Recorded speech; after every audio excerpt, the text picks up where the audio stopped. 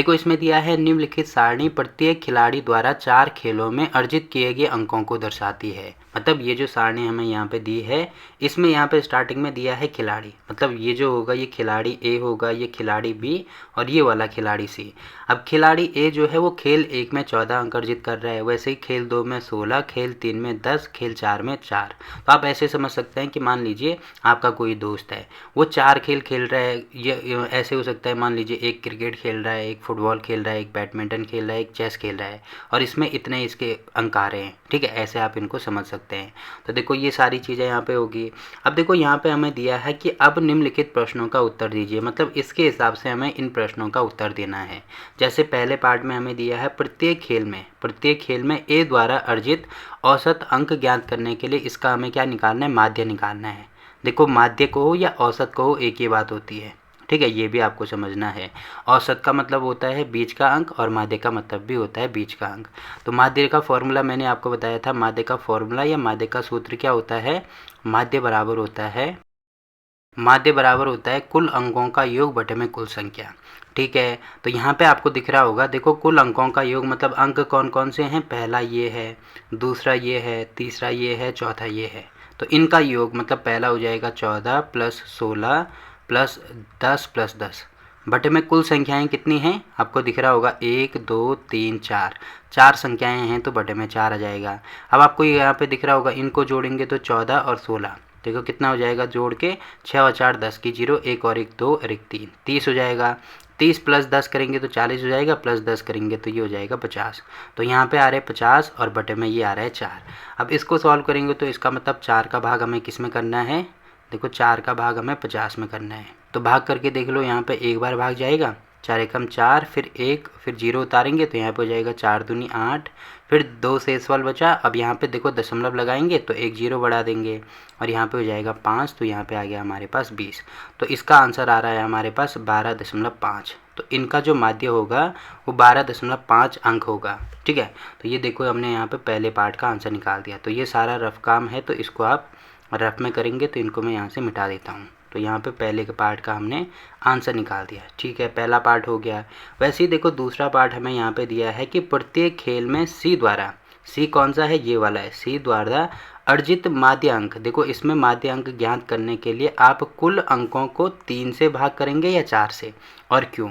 अब देखो आपको दिख रहा होगा जो सी है, सी जो है वो कितने मैच खेल रहा है, 1 2। अब देखो इसमें दिया है खेला नहीं, मतलब ये वाला मैच है वो खेल ही नहीं रहा है। जैसे क्रिकेट है तो मान लीजिए यहाँ पे क्रिकेट होता तो क्रिकेट वो खेल ही नहीं रहा है, तो केवल उसके कितने काउंट होंगे, 1 2 3। तो कुल संख्याएं कितनी हो जाएंगी उसकी, 1 2 3 संख्याएं हो जाएंगी। तो देखो माध्य कैसे निकालते हैं, माध्य बराबर होता है कुल अंकों का योग बटे में कुल संख्या।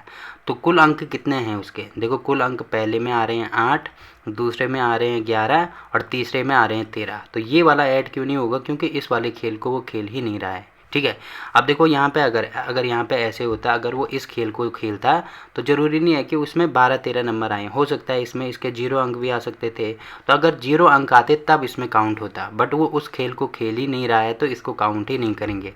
तो यहाँ पे आपको दिख रहा होगा 3 संख्याएँ हैं तो बटे में हो जाएगा 3। तो देखो कौन सी संख्या से, यहाँ पे देखो 3 से भाग करेंगे या 4 से, तो आपको दिख रहा होगा किससे भाग करेंगे, 3 से भाग करेंगे। क्यों भाग करेंगे, क्योंकि जो तीसरा खेल है वो तीसरा खेल खेल ही नहीं रहा है, ये इसका रीज़न लिख देना। अब देखो यहाँ पे अगर मैं इसका माध्य निकालूँ, ठीक है, माध्य निकालो तो यहाँ पे भी निकाल सकते हैं। देखो 11 और 8 19 होगा, 19 और 23 कितना, ये 19 और 13 कितना हो जाएगा, ये 32 के बराबर। तो 32/3 हमारा आंसर आ जाएगा। ठीक, तो ये हमारा आंसर होगा यहाँ पे। अब देखो निकालना हमें वैसे माध्य इसमें नहीं निकालना है, केवल हमें ये देखना है कि आप कुल अंकों को 3 से भाग करेंगे या 4 से। तो यहाँ पे लिखेंगे, तो देखो यहाँ पे लिखेंगे कुल अंकों को 3 से भाग करेंगे, क्योंकि खिलाड़ी सी जो है वो खेल 3 नहीं खेल रहा है। तो ये इसका रीज़न लिख देना है। तो दूसरे का आंसर ये वाला हो गया, पहले का आंसर मैंने आपको बता दिया ऐसे होगा। ठीक है, देखो इसमें तीसरे पार्ट में हमें दिया है बी ने सभी 4 खेलों में भाग लिया, जो कि आपको दिख रहा होगा बी चारों खेलों में भाग ले रहा है। आप उसके अंकों का माध्य किस प्रकार ज्ञात करेंगे, मतलब इनका भी हमें क्या निकालना है, माध्य निकालना है। तो माध्य तो सेम टू सेम ऐसे ही निकालते हैं ना। सबसे पहले यहाँ पे लिखेंगे माध्य बराबर कुल अंकों का योग बटे में कुल संख्या। तो चौथा पार्ट में आपको बता देता हूँ। अब यहाँ पे देखो ये पहले पार्ट का था, ये आप लिख देना। उसके बाद कुल अंकों का योग कितना है, देखो बी के कुल अंकों का योग अगर मैं यहाँ पे देखूँ तो यहाँ पे आपको दिख रहा होगा, देखो खेल 1 में वो 0 अंक अर्जित कर रहे हैं, खेल बी में 8, खेल सी में 6 और खेल डी में 4। तो टोटल कुल अंकों का योग तो ये हो जाएगा। और कुल संख्याएं कितनी हैं, 1 2 3 4 संख्याएं हैं, तो बटे में हो जाएगा 4। ठीक है, अब यहाँ पे इसका आंसर निकालेंगे तो 8 और 6 14 और 4 कितना हो जाएगा 18। तो 18/4 करेंगे। अब देखो मैं इसको भाग करूँगा, यहाँ पे 18 मतलब 4 का भाग 18 में करना होगा, तो ये हो जाएगा 4 चौको 16। ठीक है, फिर कितना बचा, यहाँ पे देखो 2 बचेगा, दशमलव लगाएंगे, 0 बढ़ाएंगे तो यहाँ पे हो जाएगा 5। तो 4.5 हमारा आंसर आ रहा है। ठीक है, तो इसका माध्य भी हमने निकाल दिया। किस प्रकार ज्ञात करेंगे, तो इस प्रकार से आप ज्ञात करेंगे, जो कि आप देख सकते हैं 4.5 आ रहे हैं। ठीक है, तो ये वाला हमारा आंसर हो जाएगा। बाकी इसमें चौथा पार्ट इसमें दिया है किसका प्रदर्शन सबसे अच्छा है।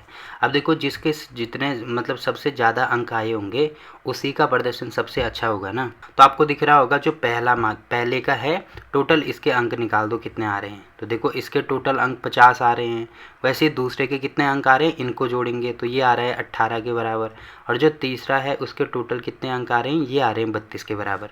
तो देखो सबसे ज़्यादा अंक किसके हैं, सबसे ज़्यादा अंक ए के हैं। तो यहाँ पे ये लिख देना, तो यहाँ पे ये लिख देना ए का प्रदर्शन सबसे अच्छा है। क्यों अच्छा है, क्योंकि ए के अंक सबसे ज़्यादा हैं। तो ये वाला हमारा यहाँ पे आंसर निकल गया। ठीक है, तो देखो यहाँ पे क्वेश्चन नंबर 5 भी कंप्लीट होता है। अब देखो अगला क्वेश्चन क्या दिया है इसमें, देखो इसमें दिया है विज्ञान की एक परीक्षा में विद्यार्थियों के एक समूह द्वारा 100 में से प्राप्त किए गए अंक, मतलब प्राप्त किए गए अंक ये हैं। ठीक है, ज्ञात कीजिए। क्या क्या हमें ज्ञात करना है, देखो पहली चीज़ हमें ये निकालनी है कि विद्यार्थियों द्वारा प्राप्त सबसे अधिक अंक और सबसे कम अंक कौन से हैं। तो यहाँ पे देखो नंबर तो हमें ये वाले दिए हैं, तो सबसे पहले इसमें हम क्या करेंगे, इनको सीक्वेंस से लिखेंगे। मतलब सबसे पहले जिसके सबसे कम अंक आ रहे हैं वो लिखेंगे, उसके बाद ज़्यादा ज़्यादा ऐसे करके आगे बढ़ेंगे। तो आपको यहाँ पे दिख रहा होगा सबसे कम अंक किसके हैं, देखो सबसे कम अंक है 39। तो यहाँ पे मैं लिख देता हूँ 39। ठीक है, उसके बाद 39 के बाद कितने आ रहे हैं, देखो 48 आ रहे हैं। तो यहाँ पे हो जाएगा 48। 48 के बाद कितना है, 48 के बाद 56 मुझे दिख रहा है, तो यहाँ पे हो जाएगा 56। ठीक है, अब 56 के बाद देखो कितना है, 56 के बाद 75 मुझे दिख रहा है, तो यहाँ पे हो जाएगा 75। ठीक है, देखो कोई भी अंक बीच में छूटना नहीं चाहिए, ये आपको ध्यान रखना है। 75 के बाद आपको यहाँ पे 76 दिख रहा है, तो यहाँ पे हो जाएगा 76। उसके बाद 76 के बाद क्या दिख रहा है मुझे, यहाँ पे 81 दिख रहा है, तो यहाँ पे हो जाएगा 81। ठीक है, 81 के बाद मुझे 85 दिख रहा है, जो कि 2 बार आ रहा है। अब 2 बार आ रहा है तो इसको 85 85 2 बार लिखेंगे, 1 बार और 2 बार। ठीक है, अब देखो क्या बचा यहाँ पे, फिर बचा 90, तो यहाँ पे आएगा 90। और लास्ट में बचा हमारा 95, तो यहाँ पे 95 लिखेंगे। तो इनका हमने क्रम लिख दिया। ठीक है, तो पहले हमने इनका क्रम लिख दिया। अब देखो ये जो क्वेश्चन हमें दिए हैं ये करने में आसानी होगी। पहला पार्ट हमें दिया है विद्यार्थी द्वारा सबसे अधिक अंक प्राप्त, सबसे अधिक अंक, तो यहाँ पे लिखेंगे सबसे अधिक अंक। देखो देखो सबसे अधिक अंक कितने आ रहे हैं उसके, 95 आ रहे हैं, तो यहाँ पे हो जाएगा 95। ठीक है, सबसे कम अंक, तो देखो सबसे कम अंक कहाँ पे आ रहे हैं, यहाँ पे आ रहे हैं, तो यहाँ पे हो जाएगा 39। ठीक है, पहले का आंसर निकल गया। वैसे ही दूसरा पार्ट हमें दिया है कि प्राप्त अंकों का परिसर। अब देखो यहाँ पे हमें परिसर निकालना है, तो परिसर निकालना तो मैंने आपको पहले क्वेश्चन में समझाया है ना। परिसर कैसे निकालते हैं, जो सबसे बड़ा अंक आ रहा है, मतलब जो सबसे बड़ा अंक आ रहा है जो कि 95 है, और जो सबसे छोटा अंक आ रहा है मतलब 39 है, इनको आपस में क्या करते हैं, घटाते हैं। तो इनको घटा के देख लो, देखो 15 में से 9 माइनस करेंगे, यहाँ पे होगा 6, 8 में से 3 माइनस करेंगे, यहाँ पे होगा 5। तो दूसरे का आंसर आ गया 56। ठीक है, और तीसरा दिया है हमें समूह द्वारा प्राप्त माध्य अंक। अब इसमें क्या निकालना है, माध्य भी हमें निकालना है। तो माध्य निकालना, यहाँ पे मैं तीसरा पार्ट बता देता हूँ। देखो माध्य क्या होता है, देखो माध्य बराबर होता है कुल अंकों का योग। तो देखो इन अंकों को जोड़ दो, पहला है हमारे पास 39, फिर है 48, फिर है यहाँ पे कितना 56, फिर है 75, फिर यहाँ पे 76, फिर है 81, फिर होगा 85।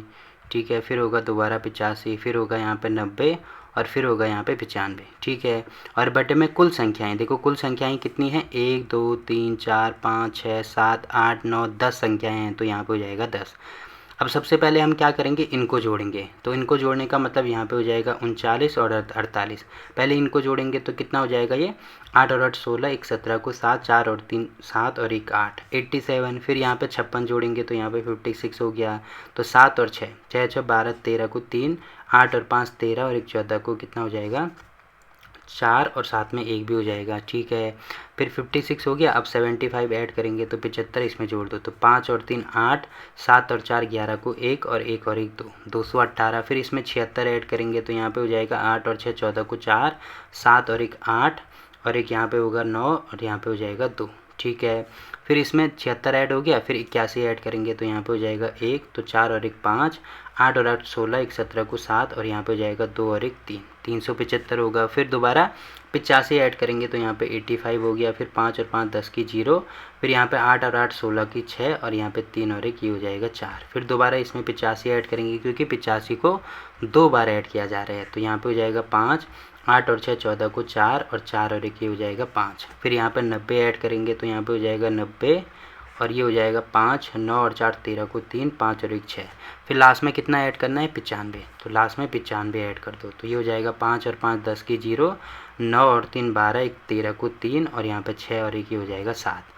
तो टोटल हमारे पास ये आ रहा है 730 के बराबर। आपको एग्ज़ाम में ऐसे ही इनको जोड़ना है। ठीक है, अब यहाँ पे ये आपको रफ में जोड़ना है, ऐसे नहीं है कि आप फेयर में करेंगे, ये आपको रफ में जोड़ना है। तो ये आ रहा है 730 और बटे में हो जाएगा 10। अब देखो एक जीरो से एक जीरो कैंसिल हो जाएगी, तो यहाँ पे हो जाएगा 73/1 या 73, तो हमारा आंसर हो जाएगा। ठीक है, बाकी अपने आंसर को चेक भी करना चाहें तो यहाँ पे कर सकते हैं। देखो कितना आ रहा है इसका, आप देख सकते हैं 73 आ रहा है। सबसे अधिक अंक 95, 39, फिर 56। तो अगर मैं दिखाऊं आपको, देखो पहले का तो 73 आ रहा है, ये लास्ट वाले का 73 आ रहा है, इसका आपको दिख रहा होगा 76 आ रहा है। सबसे कम अंक कितने हैं 39 हैं, सबसे अधिक 95 हैं। तो ये सारे हमारे क्या हो जाएंगे, आंसर हो जाएंगे। तो देखो ये वाला क्वेश्चन भी यहाँ पे कंप्लीट हो गया। अब देखो अगला क्वेश्चन क्या दिया है इसमें, देखो इसमें दिया है 6 क्रमागत वर्षों में एक स्कूल में विद्यार्थियों की संख्या निम्नलिखित थी, जो कि आपको यहाँ पे दिख रहा होगा। इस समय काल में स्कूल के विद्यार्थियों की माध्य संख्या क्या होगी, मतलब इसमें भी हमें माध्य निकालना है। तो इसमें भी सेम टू सेम करना क्या है, ये जो अंक आपको दिख रहे हैं इनको हमें जोड़ना है। ठीक है, और बटे में कुल योग बटे में कुल संख्या होगी ना, तो कितनी संख्या है 1 2 3 4 5 6, तो बटे में हो जाएगा 6। तो ये आपके लिए होमवर्क है। ठीक है, आप इसमें कमेंट करके बताएंगे कि इसका आंसर कितना आ रहा है। पहले इन सबको जोड़ना, उसके बाद जो भी संख्या आएगी उसको 6 से भाग करना, तो लास्ट में हमारा आंसर यहाँ पे मिल जाएगा। ठीक, तो इसमें आपको खुद ही करना है। तो ये वाला क्वेश्चन भी हो गया। अब देखो अगला क्वेश्चन क्या दिया है इसमें, देखो इसमें दिया है एक नगर में किसी विशेष सप्ताह में 7 दिनों की हुई वर्षा, मतलब मिलीमीटर में दिखाई गई है। ठीक है, निम्नलिखित रूप से रिकॉर्ड की गई, मतलब सोमवार को इतनी वर्षा हो रही है, मंगलवार को 12.2 मिलीमीटर, वैसे ही सब दिया गया है इसमें। ठीक है, तो हमें यहाँ पे निकालना है। देखो पहला पार्ट इसमें दिया है कि उपयुक्त आंकड़ों में वर्षा का परिसर हमें निकालना है। तो परिसर के लिए मैंने क्या बोला था, सबसे बड़ी संख्या और सबसे छोटी संख्या को माइनस करते हैं। तो पहला पार्ट में यहाँ पे लिख देता हूँ परिसर। तो देखो परिसर क्या होता है, सबसे बड़ी संख्या में से सबसे छोटी संख्या को माइनस करते हैं या घटाते हैं। तो सबसे बड़ी संख्या इसमें से आपको दिख रही होगी ये वाली है, तो यहाँ पे मैं लिख देता हूँ 20.5। ठीक है, माइनस सबसे छोटी संख्या आपको दिख रही होगी ये वाली है, नहीं ये वाली नहीं, सबसे छोटी संख्या क्या है इसमें 0 है, ये वाली सबसे छोटी संख्या है, तो यहाँ पे हो जाएगा 0 0। तो इसका मतलब इसमें से 0 माइनस करेंगे तो यही संख्या आएगी ना, तो 20.5 हमारा आंसर हो जाएगा। तो देखो पहले का तो हमने आंसर निकाल दिया। वैसे ही देखो दूसरा पार्ट में यहाँ पे आपको बता देता हूँ या यहीं बता देता हूँ। देखो दूसरा पार्ट हमें यहाँ पे क्या दिया है, यहाँ पे दिया है इस सप्ताह की माध्य वर्षा ज्ञात कीजिए। माध्य वर्षा का मतलब ये है कि ये जो वर्षा हो रही है ना, इनका हमें माध्य निकालना है। तो माध्य तो हमें आता है ना, कैसे निकालते हैं, माध्य बराबर होता है कुल अंक कहो या कुल संख्या को, कुल संख्याओं का योग बटे में कुल संख्या। अब देखो कुल संख्याएं ये वाली हमें दी है, तो पहली संख्या है इसमें 0 0, दूसरी है इसमें 12.2, तीसरी है इसमें 2.1, चौथी है इसमें 0, फिर पाँचवीं है इसमें 20.5 और छठी है इसमें 5.5 और सातवीं है इसमें 1.0। देखो ये संख्याएं हो जाएंगी और कुल संख्याएं कितनी हैं 1 2 3 4 5 6 7, तो बटे में हो जाएगा 7। तो सबसे पहले तो इन सबको हमें जोड़ना होगा। ठीक है। तो जोड़ के देख लो, देखो यहाँ पे 0 0 है तो ये हट जाएगा, तो यहाँ पे पहली संख्या आएगी 12.2 और दूसरी संख्या आएगी 2.1। अब देखो दशमलव में कैसे जोड़ते हैं, इसके ठीक नीचे ये वाला दशमलव आएगा, दशमलव के आगे 1 है तो यहाँ पे 1 और पीछे यहाँ पे 2 है तो यहाँ पे 2। अब इनको यहाँ से जोड़ना शुरू कर दो, तो 2 और 1 ये हो जाएगा 3, फिर यहाँ पे दशमलव 2 और 2 ये हो जाएगा 4, फिर यहाँ पे होगा 1। ठीक है, तो ये कितना आ रहा है, 14.3 आ रहा है। अब देखो ये 0 है तो इसको हटा दो, फिर यहाँ पे 20.5 जोड़ेंगे तो 20 दशमलव के ठीक नीचे दशमलव यहाँ पे 5। अब इसको जोड़ेंगे तो 5 और 3 ये हो जाएगा 8, फिर दशमलव 4 और 0 ये हो जाएगा 4 और 2 और 1 3 ये हो जाएगा यहाँ पे 34.8। ठीक है, ये भी जोड़ दिया हमने।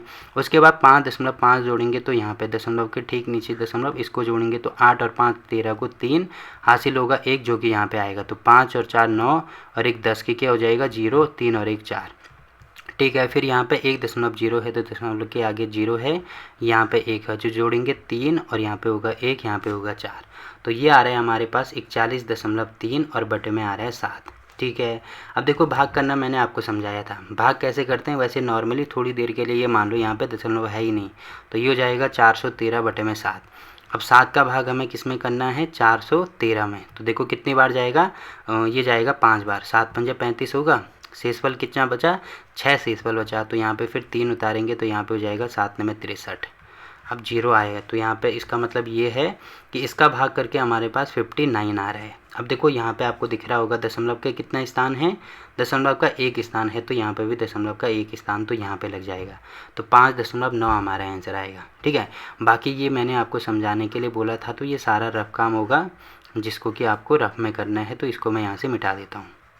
ठीक, तो ये चीज़ें आपको समझ में आई होंगी। तो देखो इसका दूसरा पार्ट भी हो गया। वैसे ही देखो इसमें तीसरा पार्ट हमें दिया है कि कितने दिन वर्षा माध्य वर्षा से कम रही। तो माध्य वर्षा का मतलब देखो कितना है, यहाँ पे लिखेंगे माध्य वर्षा। माध्य वर्षा का मतलब ये है कि ये जो वर्षा है इसका माध्य हमने निकाला है जो कि 5.9 है।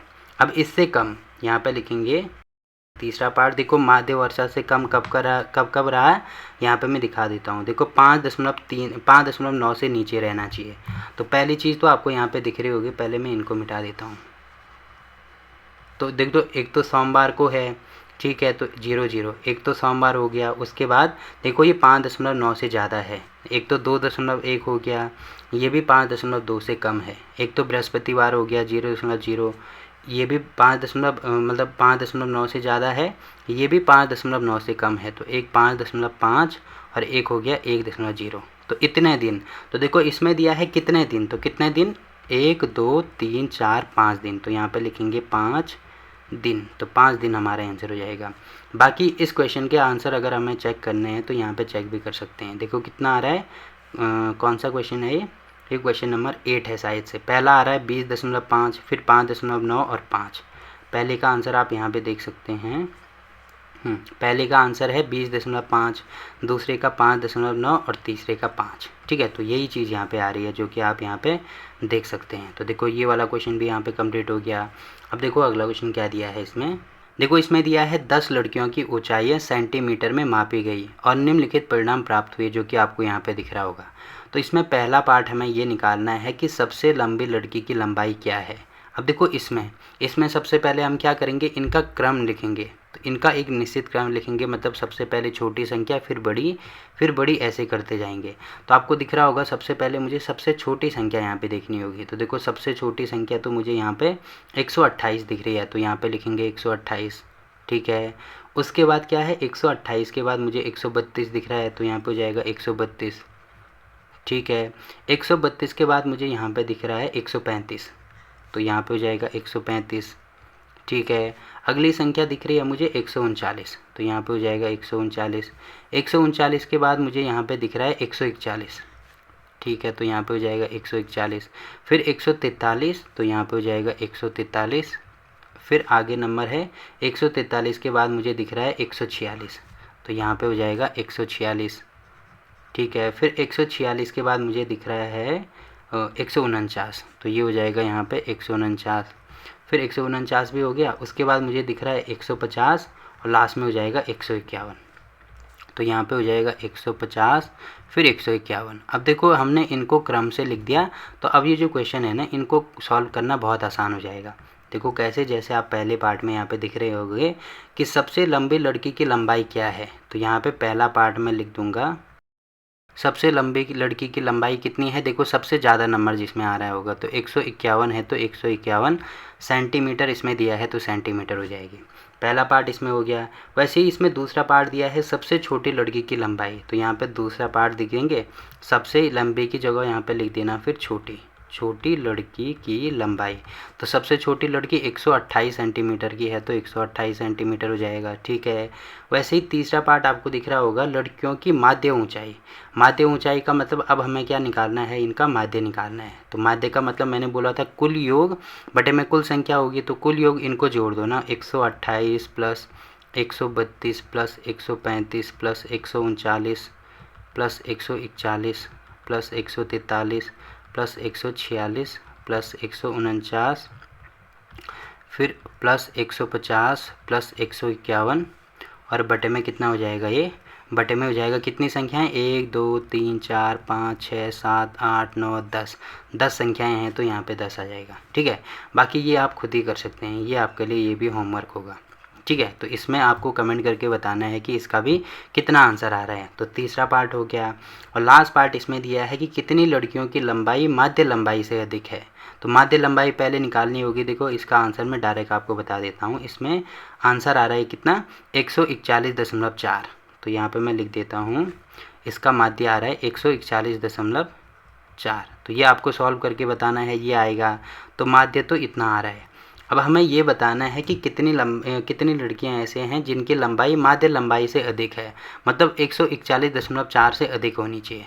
तो देखो 141 यहाँ पे है तो ये भी इसमें नहीं आएगा, क्योंकि 141.4 ये है और 141.0 ये है, तो ये भी नहीं आएगा। इसके बाद के सब आएंगे। तो 1 2 3 4 5 लड़कियाँ हैं तो यहाँ पर लिख देना 5 लड़कियाँ, ठीक है। तो ये हो जाएगा यहाँ पे किसका आंसर, चौथे वाले का आंसर। तो आपको दिख रहा होगा ये वाला क्वेश्चन भी हमने यहाँ पे कंप्लीट कर दिया। इसी के साथ ये जो एक्सरसाइज है 3.1 ये यहाँ पे कंप्लीट होती है। अब देखो इस एक्सरसाइज में अगर किसी भी क्वेश्चन में या किसी भी स्टेप में अगर आपको कोई दिक्कत आती है तो आप कमेंट करके पूछ सकते हैं, ठीक।